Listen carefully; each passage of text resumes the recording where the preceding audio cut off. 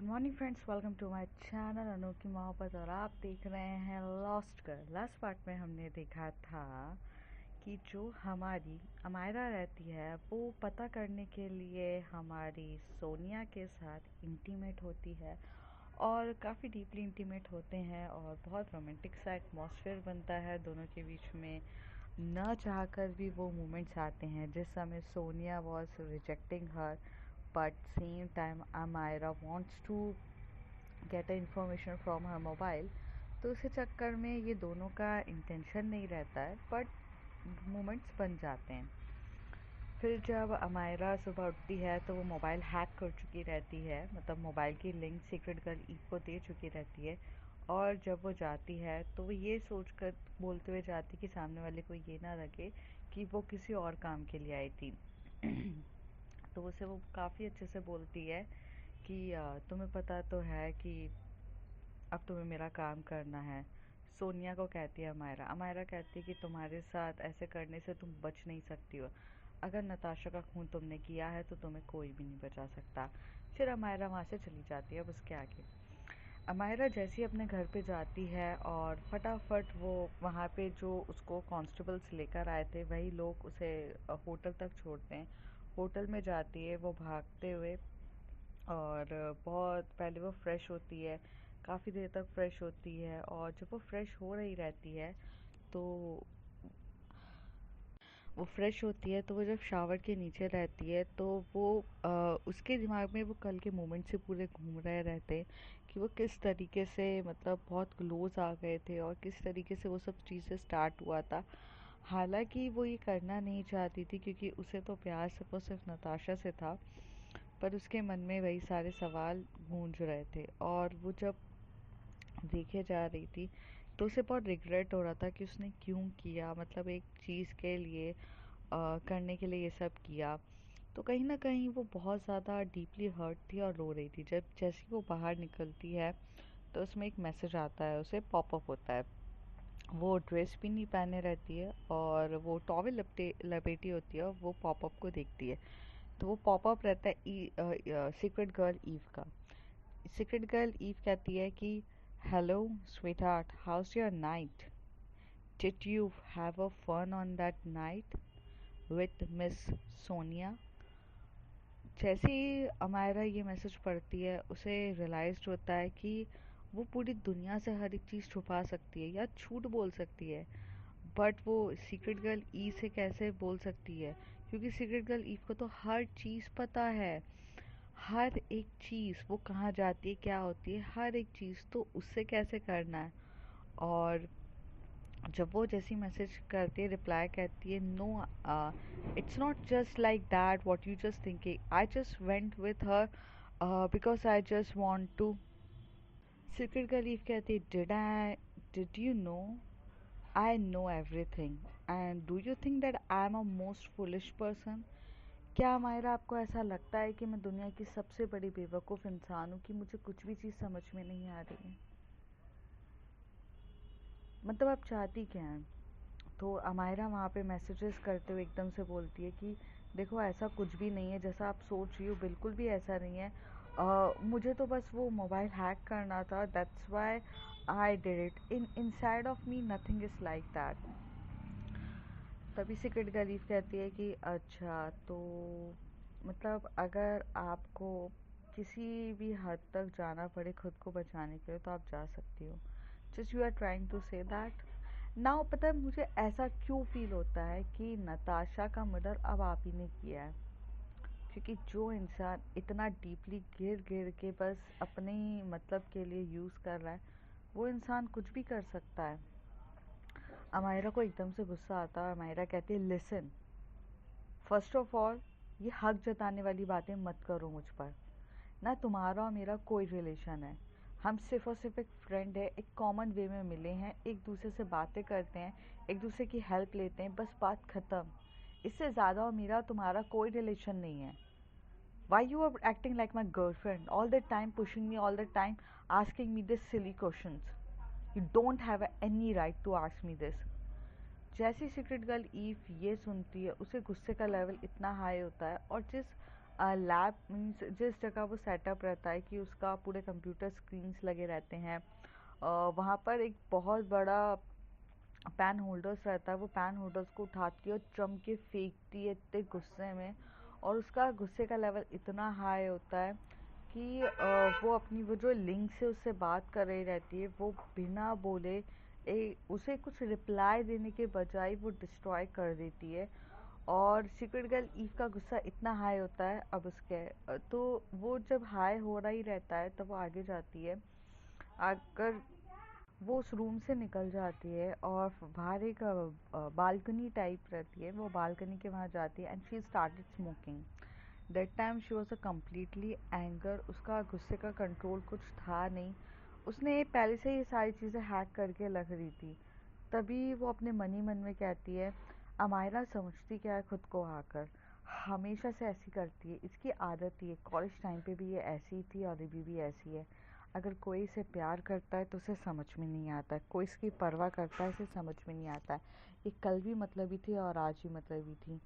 कल जब इसके पीछे कोई पागल था तो ये नताशा के पीछे पागल थी, और आज जब नताशा नहीं है तो मेरा चांस हो सकता था। तभी इसे सिर्फ और सिर्फ नई नई लड़कियां चाहिए, और कुछ नहीं। मैं गलत थी इसके बारे में, मुझे समझ में नहीं आता है, मैं ही गलत थी, मैं ही, मेरा दिमाग ख़राब हो गया था, मैं ही पागल हो गई थी इसके लिए, जो हर टाइम इसकी मदद करने इसकी चीज़ों के लिए आ जाती हूँ। अब नहीं, अब मैं नहीं एक बार भी झूमूंगी, अब जो होना है होगा। बट लास्ट हेल्प जो मुझे इसकी करनी है वो करनी है, क्योंकि अगर मैंने ये हेल्प नहीं किया तो मैं शायद इसे हमेशा के लिए खो दूंगी, लेकिन जिसे मैं कभी खोना भी नहीं चाहती हूँ। सो just it's like just simple thing, I just want to give her answer and just go away in her life, stay away with her. तो वहाँ पर जो दूसरी तरफ अमायरा रहती है वो काफ़ी ज़्यादा गुस्से में होती है, और वो उसे टाइप करने के लिए और गुस्से में बोलने ही जा रही रहती, तब उसे जैसे पता चलता है कि उसने लिंक डिस्ट्रॉय कर दी है। Amaira don't have any right to talk with secret girl Eve. अगर सीक्रेट गर्ल ईव की इच्छा होगी तभी वो उससे बात कर सकती है, उसे कनेक्ट कर सकती है, उसकी इच्छा हो सकती है। वरना अगर अमायरा शायद कितना भी कोशिश कर ले, वो चाह कर भी उससे बात नहीं कर सकती है। तो ऐसे कुछ लम्हे थे जहाँ पर वो बहुत ज़्यादा वेट कर रही थी, बहुत बार कैमरे की तरफ अपना फ़ोन दिखा रही थी और बोले जा रही थी कि मुझे बात करनी है, पर यहाँ पर सीक्रेट गर्ल ईव देख तो रही थी सब कुछ, पर वो बात ही नहीं करना चाहती थी। कहते हैं ना कि जब इंसान बहुत डीपली हर्ट हो जाता है तो वो इंसान किससे कितना भी प्यार करे पर वो वैसा उसके साथ फील नहीं कर पाता है। हमायरा को ये बात समझ में नहीं आ रही थी कि सीक्रेट गर्ल ईव को उसने बहुत बुरे तरीके से हर्ट कर दिया अपनी बातों से। उसे तो बस और बस ये जानना था कि वो फॉरेंसिक डिपार्टमेंट की रिपोर्ट क्या है। दूसरी तरफ जो हमारा रोहन रहता है, उसके पैसे ख़त्म होने के साथ उसके साथ बहुत गलत इंसिडेंट होता है कि रोहन के साथ बहुत बुरा होता है। रोहन उसके बाद वहाँ से बहुत बुरी तरीके से हालत ख़राब हो जाती है, लोग उसे मारने के लिए दौड़ते क्योंकि वो फेक पासपोर्ट की बात कर रहा था, और पीपलों को लगता है he is a fraud person. All the time Rohan has to put a mask, वो पूरे टाइम अपने चेहरे पे मास्क लगा के घूमे जा रहा था कि उसका एक्चुअल में चेहरा कहीं ना दिखे। तो उसे कुछ चीज़ समझ में नहीं आती है और वो भागते भागते एक बस के अंदर घुस जाता है। वो बस कहाँ जा रही रहती है, क्या हो रही रहती है, उसे कुछ भी आइडिया नहीं रहता है। उसके दिमाग में सिर्फ ये चीज़ रहती है कि अभी मुझे बस ये इलाका या इस एरिया से बाहर जाना है। तो वो उस बस में बैठ जाता है। वो बस नॉर्मल हमारे लोकल बस की तरह नहीं रहती, वो ट्रैवल बस रहती है जो यहाँ से आपको दूसरे सिटी या कहीं पर पहुँचाएगी। तो उसे उस समय कुछ नहीं होता, वो बैठ जाता है। और जब वो बैठता है तो अपने मुंह पे पूरा मांस वास लगा कर बैठ जाता है। पर उसकी तबीयत थोड़ी ना थोड़ी ख़राब होने लग जाती है, और उसकी तबीयत इतनी ज़्यादा ख़राब हुए जा रही थी कि वो खांसे जा रहा था। और इन दिनों तो कोविड ख़त्म हुआ ही नहीं था। ऐसे बोल सकते कि कोविड के बाद लॉकडाउन ओपन हो चुका था, लेकिन उस समय कोविड ख़त्म नहीं हुआ था।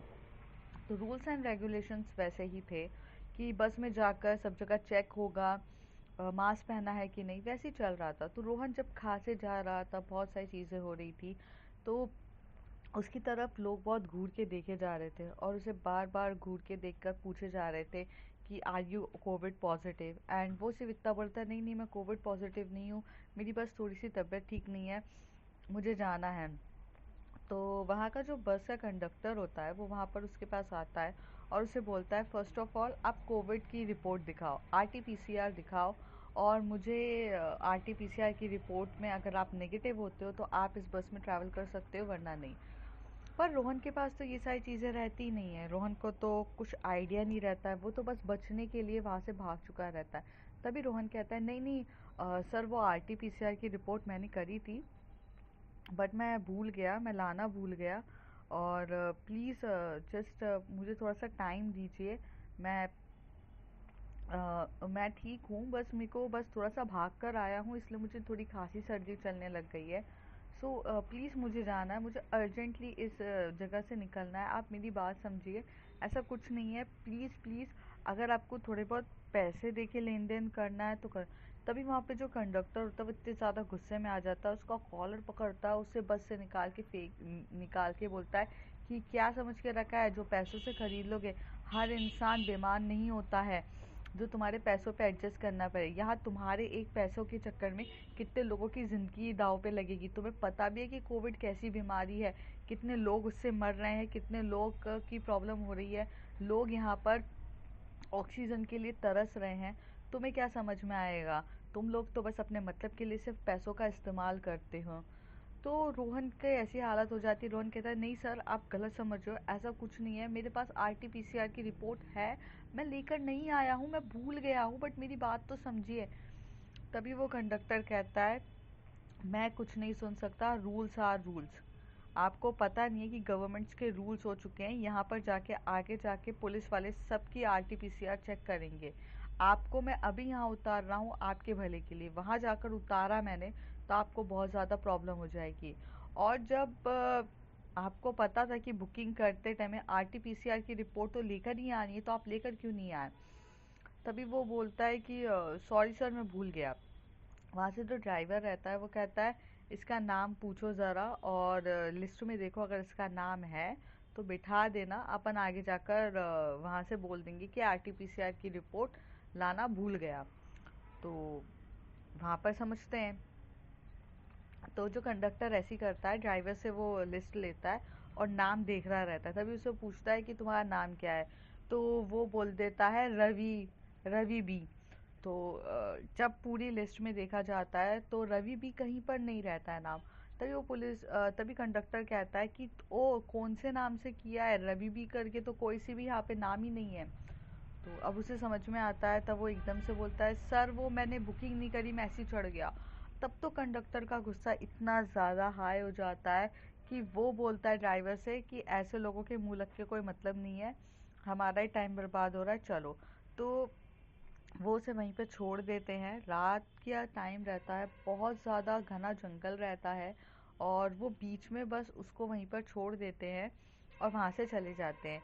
हालांकि इस तरीके का एटीट्यूड बहुत गंदा था, पर क्या कर सकते, उस समय कोविड की हालात भी इतने ज़्यादा थे कि रूल्स एंड रेगुलेशंस बहुत ज़्यादा इंपॉर्टेंट थे। जहाँ फिल्म स्टार्स को कोविड हो रहा था, वहाँ पर आम इंसान को कोविड होने में थोड़ा सा ही डिफरेंस था, कोई भी कोविड का शिकार हो रहा था। तो कंडक्टर भी अपनी ड्यूटी को काफ़ी अच्छे से निभा रहा था और वो उसे वहीं छोड़ के चला जाता है।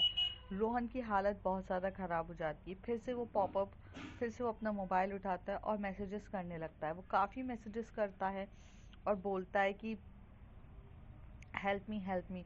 फिर वो वहाँ से एक बंदे को कॉल करता है, और वो रहता है हमारे इन्वेस्टमेंट बैंकर का पीए रहता है। और वो इन्वेस्टमेंट बैंकर का पीए जैसे ही फ़ोन उठाता है, कहता है कौन। तो वो कहता है, मैंने तुम्हें कहा था ना कि मेरी मदद करो, मैं यहाँ पे एक घने जंगल में आकर फंस चुका हूँ, तुम्हें समझ में नहीं आ रहा है क्या, मुझे तुम्हारी मदद की ज़रूरत है। अगर आज तुमने मेरी मदद नहीं करी, तुम्हें पता नहीं है कि कल जाकर मैं तुम्हारी मदद कर सकता हूँ। लेकिन तुम्हें ये चीज़ समझ में नहीं आ रही ना, सुन लो।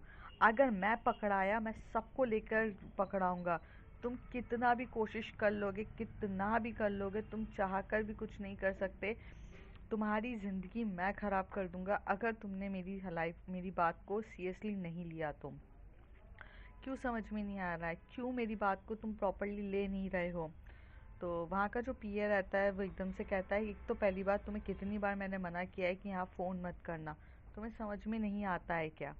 तभी वो कहता है कि तुम्हें बोला था ना कि फ़ोन मत करो, ये सब चीज़ें तुम्हें कितनी बार समझा के रखिए, पर तुम्हें समझ में नहीं आता है। तो कहता है, अगर तुमने आज मेरी मदद नहीं करी तो बहुत ज़्यादा इशू हो जाएगा। पर फिर भी वो इंसान उसकी बातें कुछ भी नहीं सुनता है और बोलता है, फ़ोन कट कर रहा हूँ, आइंदा के बाद मत आना। लेकिन इनकी जो कन्वर्सेशंस होती है वो अराउंड 5 to 10 मिनट्स चलती है।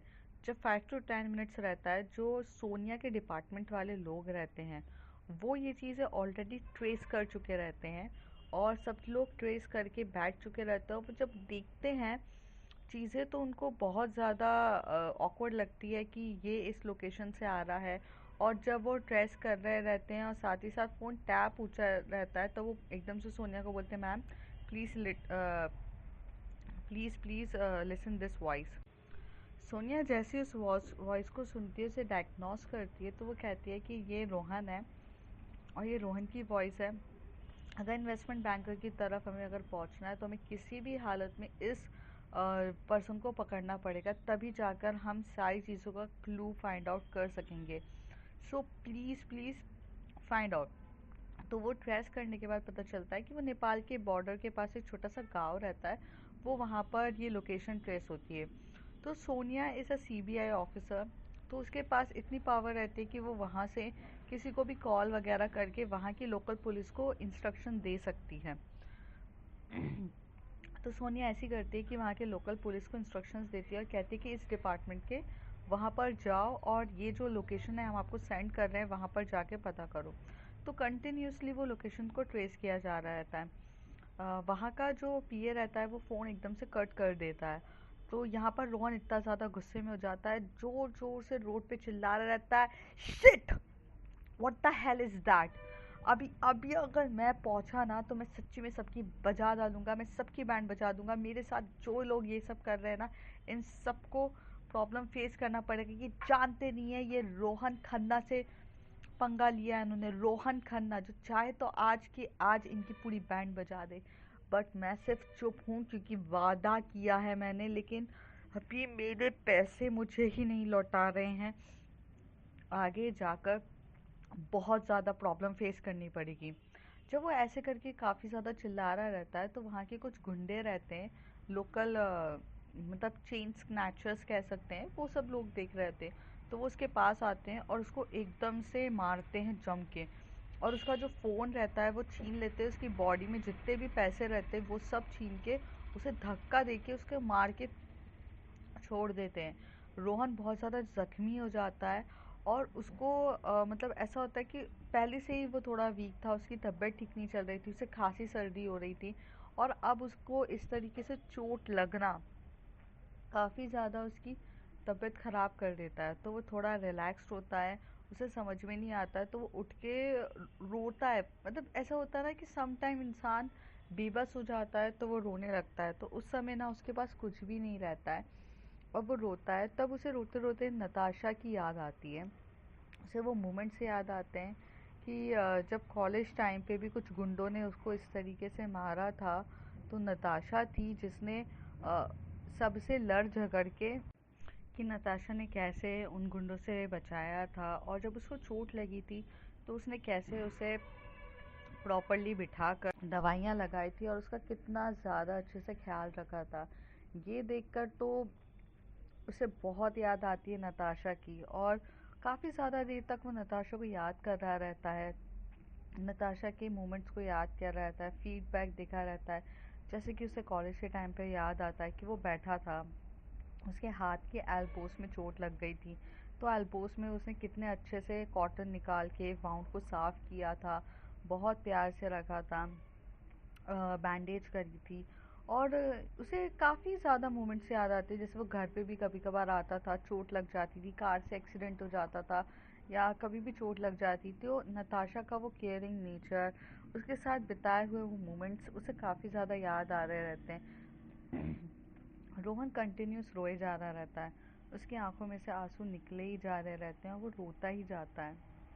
थोड़ी देर बाद रोहन को बैठता है वो रोहन, फिर कहता है नताशा सीरियसली तुम्हारे साथ पता नहीं किसने ये किया है, वाई, जिसने भी किया है वो बहुत गलत किया है Natasha, it's just a thing, I am very sorry यार, मैंने तुम्हें बहुत चीज़ के लिए फंसा दिया, मैंने बहुत कुछ किया, but you are always here to help for me Natasha, I love you यार, तुम कहाँ चली गई, वाई, क्यों किसी ने तुम्हें मारने की कोशिश करी, क्यों, क्यों, कौन ऐसे कर सकता है, क्यों कर रहा है वो, ये कहकर तो हालत ख़राब हो जाती है रोहन की, और वो काफ़ी ज़्यादा रो रहा रहता है।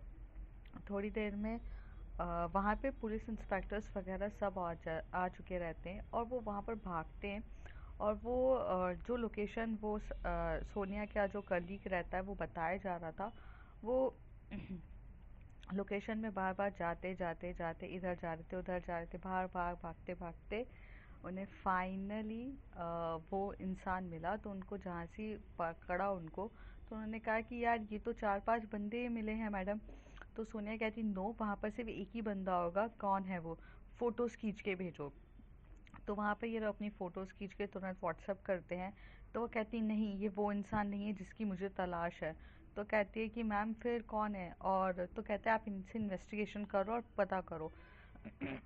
तो स्क्रीन चेकर्स को जो रहता है इन्वेस्टिगेशन रूम पर ले जाया जाता है, और काफ़ी ज़्यादा उनको मार पीट के पूछा जाता है, तब वो बताते कि वो लोकल चेन स्नैचर्स हैं, और ऐसे लोगों का पॉकेट वगैरह मारते हैं, और यही उनका मेन काम रहता है, बस यही चीज़ था, और इसी चक्कर में उन्होंने इस बंदे का भी मार लिया पॉकेट, पर पता नहीं था वो इतनी बड़ी प्रॉब्लम में फंस जाएंगे। सोनिया कहती है कि ये आपका डिपार्टमेंट है, आपके वहाँ पे हुआ है, आपको जो एक्शन लेना है इनके अगेंस्ट लीजिए, पर मुझे कुछ और चाहिए था। सोनिया काफ़ी देर तक बहुत सोचती है, चीज़ें को नोटिस करती है, फिर वो कहती है कि ये क्या बोलते, इन्वेस्टमेंट बैंकर के पीए के पास फ़ोन आया है ना, तो कहती है हाँ वो यश के यहाँ यश का पीए है उसके ऊपर आया है, इसको ज़रा इन्वेस्टिगेशन रूम पर बुलाओ कि इसके पास ऐसे अननोन नंबर से कॉल कैसे आया, और ये बंदा कौन है, ज़रा इन्वेस्टिगेशन के लिए बुलाओ। फिर से इनको इन्वेस्टिगेशन के लिए बुलाया जाता है, तभी जो यश रहता है वो भी आता है पीए, और कहता है कि मेरे पीए को आपने उठाया कैसे, तो वो कहते हैं कि मेरे पास ऑलरेडी प्रूफ है कि आपके पीए को क्यों हटाया गया है, जिस इंसान के हमें मोस्ट वांटेड पर्सन जो स्कैम में सबसे ज़्यादा इन्वॉल्व है उनके साथ इनकी बातचीत चल रही है, और आप कह रहे हो कि आपको इस बारे में पता ही नहीं है। तो यश कहता है देखो ये पीए है मेरा, ये किससे फ़ोन पे बात करता है क्या करता है मुझे कोई लेना देना नहीं है, मैंने की क्या, आप मेरे पे इन्वेस्टिगेशन करोगे, तो कहता है मैडम, वो कहता है कि मेरे पे की क्या, तभी वहाँ का जो कलीग होता है वो कहता है सर हमने आपको तो बुलाया ही नहीं था, आप तो खुद आए हैं। तभी सोनिया कहती है लेट इट बी सर, वो क्या है ना, जब राजा की सिपाहियों को पकड़ा जाता है तो राजा खुद भी चल कर आता है, तो उसी तरीके से यश भी आ गए हैं।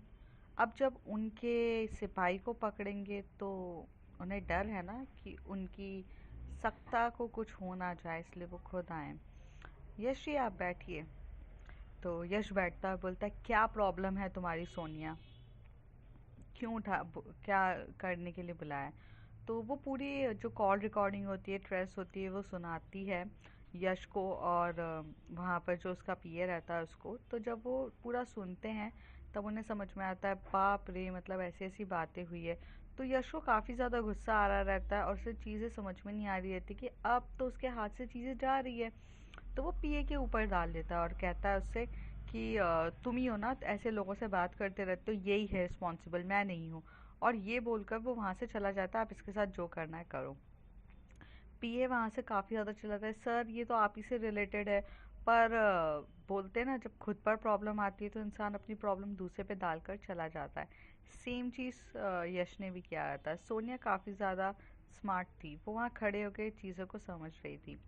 तभी उसके पास एक फ़ोन आता है, और वो ही अननोन नंबर से कॉल होता है, तो वो थोड़ा जाती है बाहर और कहती है कि मैं आई। तब तक आप इससे इन्वेस्टिगेशन करो, अपने कलीग को बोल के जाती है।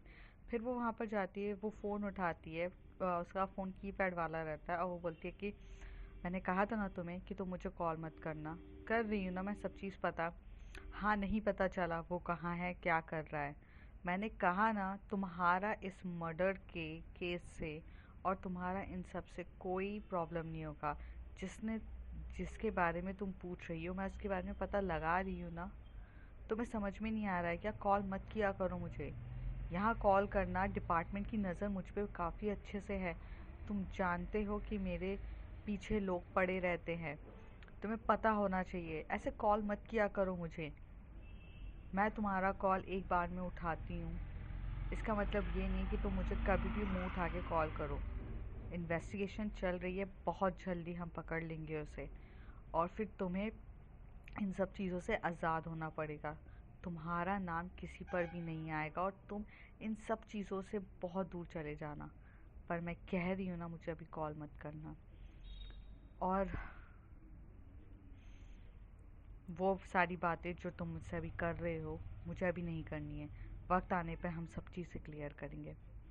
और ऐसे कह के सोनिया फ़ोन रख देती है और वापस आती है। फिर वहाँ पर एक बार वहाँ पर बैठा हुआ रहता है पीए, और पीए काफ़ी ज़्यादा बोल रहा रहता है। तो वो कहता है ठीक है। तो सोनिया इशारे से कहती है अपने कलीग को कि इसको छोड़ दो, बट इसका मोबाइल वगैरह ये सब ट्रेस सही से करना।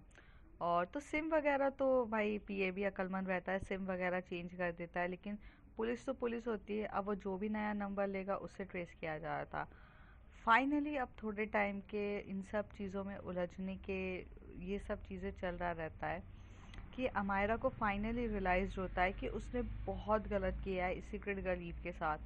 और वो क्या करती है, एक कैमरे के सामने जाती है और अपने कान पकड़ के और नीस पे बैठ जाती है।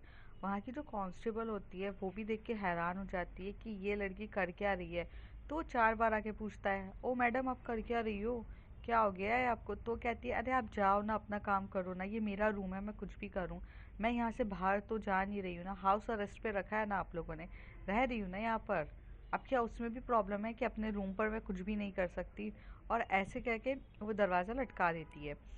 हालांकि उन्हें दरवाज़ा लगाने की भी इजाज़त नहीं रहती कि वो लोग क्या कर रहे हैं, उन पे एक्चुअल में प्रॉपर नज़र रखी जाएगी। तो वो दरवाज़ा लटका देती, तो कांस्टेबल वहीं खड़ी रहती है और वो कैमरे की तरफ देख के बहुत हाथ जोड़ रही रहती है और माफ़ी मांग रही रहती है, जैसे कि वो बहुत रो रही रहती है, उसकी आंखों में से भी आंसू आता है। पर वो कुछ लफ्ज़ नहीं कहती क्योंकि कैमरे से सिर्फ दिखाई देता है, बातें नहीं होती है। तो वो बहुत रोती है, उसकी आंखों में से आंसू गिर रहे रहते हैं और वो करती है। जब सीक्रेट गर्ल ईव ये देखती है तो उसे रियलाइज़ होता है कि यार मैं इसे तड़पता हुआ रोते नहीं देख सकती हूँ, उसे कुछ भी नहीं होता है। तो एक पॉपअप आता है, और जैसे पॉपअप आता है फटाक से अमायरा उठती है और अपना मोबाइल चेक करती है, तो उसमें एक लिंक रहती है। वो जैसे लिंक करती है तो उसमें एक मतलब लिंक ओपन करती है तो एक इमेज कह सकते हो आप, या एक डॉक्यूमेंट रहता है। वो जैसे वो डॉक्यूमेंट को ऊपर करती है तो उसमें लिखा रहता है कि फॉरेंसिक रिपोर्ट रहती है। फॉरेंसिक रिपोर्ट के हिसाब से ये डायग्नोस होता है कि वहाँ पर 4 लोगों का डीएनए पाया गया था। पहला खुद इसका क्या बोलते हैं, नताशा का रहता है डीएनए। दूसरा डीएनए रहता है मायरा का और उसके फादर का, मतलब मिस्टर खन्ना का। और फोर्थ डीएनए अननोन रहता है। उस डीएनए के बारे में अभी तक कुछ भी चीज़ें पता नहीं रहती। तो एक फॉरेंसिक की रिपोर्ट सिर्फ ये चीज़ क्लियर होती है, मतलब और उसके नीचे लिखा हुआ आता है सीक्रेट गर्ल लीव का मैसेज कि अभी तक फॉरेंसिक डिपार्टमेंट में यही रिपोर्ट अपलोड हुई है और कुछ भी नहीं हुआ है, और कुछ भी अपलोड नहीं हुआ है। तो वो जाती है भागते हुए और अपने डैड के पास बोलती है, dad Sonia is a cheating on me, Sonia is a planning on me, Sonia is a planning for us family, यहाँ पर वो हमें फंसा रही है। तो उसके डैड बोलते हैं, मायरा क्या बोले जा रही हो तुम, वो हमें कैसे फंसाएगी? तो वो कहती है कि पूरा का पूरा डिपार्टमेंट हमारे पीछे पड़ चुका है। भाई के मर्डर केस के लिए हमें फंसाया जा रहा है, नताशा का मर्डर केस के लिए हमें फंसाया जा रहा है, हमने तो कुछ किया भी नहीं है। तो वो कहती है कि क्या मतलब है? उसकी मम्मी भी कहती है मिस्टर खन्ना की। तभी वो कहते हैं कि पापा वो मेरा दोस्त है, मैंने अपने दोस्त के थ्रू चीज़ें पता करवाई और सिस्टम हैक करवाया था फॉरेंसिक डिपार्टमेंट का। तो कहती है हाँ, तो कहती है कि ये देखो रिपोर्ट। जब वो रिपोर्ट वो उसके डैड भी पढ़ते तो वो कहते हैं कि अच्छा, तो मतलब 4 लोगों की डीएनए। तो कहते कि बस बेटा, बहुत अच्छा काम किया तुमने ये चीज़ मुझे बताकर। अब इसके आगे का काम मैं खुद हैंडल कर लूँगा।